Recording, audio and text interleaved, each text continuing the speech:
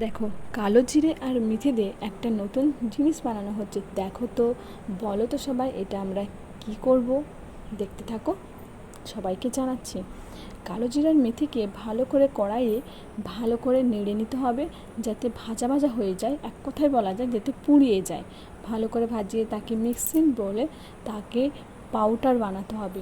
Powder বানিয়ে তাতে 2 চামচ লেবু দেবে, তার সাথে দিবে নারকেল তেল এবং শ্যাম্পু। যার যতটা চুলে প্রয়োজন সে সেইভাবে দেবে। দিয়ে ওটাকে ভালো করে ফাটিয়ে নিতে হবে। ফাটিয়ে অনেকটাই পরিমাণে ফাটাতে হবে যাতে একটু গজা গজা ভাব চলে এসে ওটা ফাটিয়ে নিতে হবে। আর আমার দিদা আজকে আমাদের বাড়িতে এসেছিলো। আমার মাকে বলেছে, কী রে তোর মাথায় এত চুল কীভাবে পাকলো?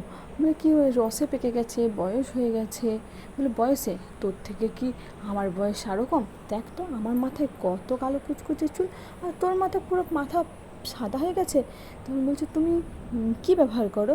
না, আমি এইগুলোই ব্যবহার করি। তা ঠিক আছে, ট্রাই করা যাক। তুমি যখন করেছো, মাথার চুল তোমার এত কালো কুচকুচে, তাহলে আমিও দেখি আমার মাথাতে এরকম হয় কি না।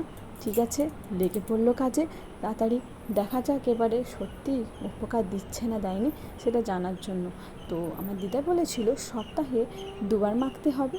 2বার করে মাখে, বলে 1 মাস খানি মাখিয়ে দেখ, দেখবি খুব উপকার পাবি। তো ভালো করে নিয়ে তো গোটা মাথাতে পুরো মেখে দিয়েছি। মার মাথার আগের দিকে সামনের চুলগুলো পুরো পেকে সাদা হয়ে গিয়েছিলো, তাই ভালো করে মেখে দিয়েছি। দেখি এবারে 1 মাস ট্রাই করে